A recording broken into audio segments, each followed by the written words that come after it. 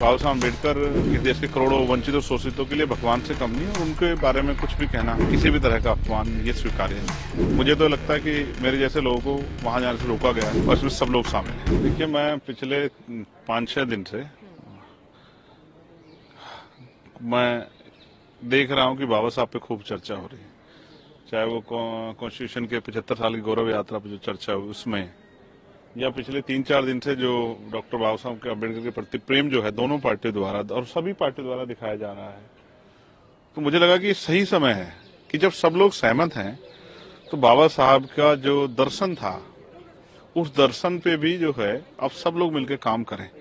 और जो आज की जरूरत है schedule caste, schedule tribe, backward, minority, महिलाओं की, उनसे रिलेटेड मैंने 12 मांगे प्राइम मिनिस्टर जी को रखी है कि प्रधानमंत्री उनका संज्ञान लें। और अगर ऐसा संज्ञान वो इसका संज्ञान लेती हैं तो ये स्पष्ट हो जाएगा कि वो बाबा साहब अम्बेडकर के विचारों का भी सम्मान करते हैं। देखिए, तुलनात्मक है, सिर्फ तस्वीर उठाने से काम नहीं चलता है। मैंने सभी के लिए कहा, उनके विचारों पे चलने से ही, क्योंकि बाबा साहब अम्बेडकर ने कहा था कि मेरे मरने के बाद मुझे मरा हुआ मत समझना, जब तक संविधान जिंदा है मैं जिंदा हूं। इसलिए मैंने पत्र लिखा।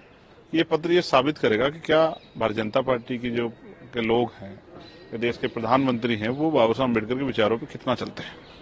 लेकिन बाबा साहब अम्बेडकर जी को लेकर जिस तरीके से पिछले कुछ दिनों से हंगामा, और विपक्ष की खासकर अगर बात करें, वो लगातार जो बात कर रहे थे, या जिस तरीके की आमने सामने धक्का मुक्की तक की परिस्थिति आ गई, क्या ये उचित था? नहीं, ये उचित था नहीं था, ये वो लोग बता सकते हैं जो इसमें पार्टिसिपेट कर रहे थे। विरोध तो हमने भी किया, लेकिन विरोध अपनी सीमाओं में किया, संवैधानिक मर्यादाओं में किया। डॉक्टर बाबा साहब अम्बेडकर का स्टैच्यू है, वहां जाके खड़े होकर अपना विरोध दर्ज कराया। इसलिए दर्ज कराया क्योंकि पीड़ादायक था।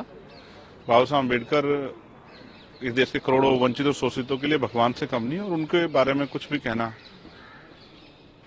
उनका किसी भी तरह का अपमान ये स्वीकार्य नहीं है। किरण रिजिजू ने कहा है, उन्होंने आज प्रेस कॉन्फ्रेंस की, उन्होंने कहा पार्लियामेंट में जिस तरीके से ऑपोजिशन ने रकस क्रिएट किया, चलाने नहीं दिया, ये बिल्कुल भी उचित नहीं था। आप क्या मानते हैं? नहीं, इसमें सभी का रोल है, इसके लिए विपक्ष को दोष देना ठीक नहीं है। सरकार ने अपनी तरफ से पूरे हथकंडे अपनाए जिससे कि सदन ना चले, और ये सब लोगों ने देखा भी। और इसी सदन में जो हुआ राज्यसभा में वो भी देखा, जिससे करोड़ों लोगों की भावना भी आती, वो भी देखा। और फिर जो है आज भी, क्योंकि आज हाउस वो हो रहा था और बहुत सारे प्रोसीजर हैं कि समापन भाषण पढ़ा जाता है, वो भी नहीं पढ़ा गया। तो बहुत सारी चीजें हैं जो नहीं हुई। मुझे दुख इस बात का कि आज इस बार के सेशन में बहुत सारे मुद्दे जो मैं अपने क्षेत्र के उठाए, जैसे किसान यहाँ बंद है नोएडा में और बहुत परेशानी में बंद किए गए हैं, उनसे मिलना जुलना भी लोगों का जो है बंद कर दिया। हमारी पार्टी आवाज उठा रही है, बहुत सारे ऐसे विषय थे जिन पर आवाज उठानी थी, लेकिन वो सब इसलिए नहीं हो पाए क्योंकि सदन नहीं चला। सदन चलता तो अवसर मिलते, और अवसर मिलते तो हम अपनी बात को कहते, सरकार जवाब मांगते। वन नेशन वन इलेक्शन को लेकर जेपीसी फॉर्म हुआ, जिसमें मेंबर्स के नाम भी आ गए, जिसमें 27 लोकसभा से हैं और 12 जो है राज्यसभा से हैं।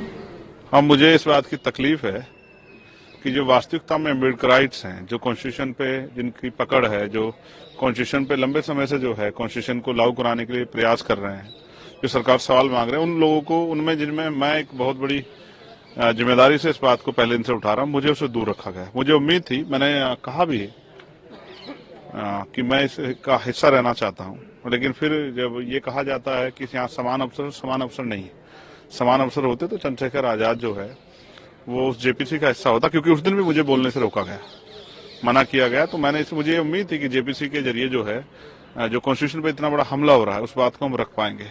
लेकिन यहाँ मैंने फिर कहा, उस दिन एक दिन मैंने पीड़ा भी जाहिर की थी कि अम्बेडकराइट होने की वजह से मुझे बोलने से रोका जाता है, और अब जब इस जेपीसी का हिस्सा नहीं बना तो मैं समझ सकता हूँ कि मैं अपनी तकलीफ को ज्यादा शब्दों में बयान नहीं करता। मुझे इस बात की पीड़ा है कि मैं उस जेपीसी का हिस्सा नहीं बन पाया। मैं वहां होता, क्योंकि सबसे बड़ा हमला छोटी पार्टियों पे है, तो मैं अपनी बात को रख पाता, राज्यों के पे जो हमला है उस बात को भी रख पाता, और जो हम तानाशाही की तरफ बढ़ रहे हैं उस पर भी मैं अपनी बात रख पाता। लेकिन हो सकता है क्यों नहीं अवसर मिला। मुझे तो लगता है कि मेरे जैसे लोगों को वहां जाने से रोका गया है और इसमें सब लोग शामिल हैं।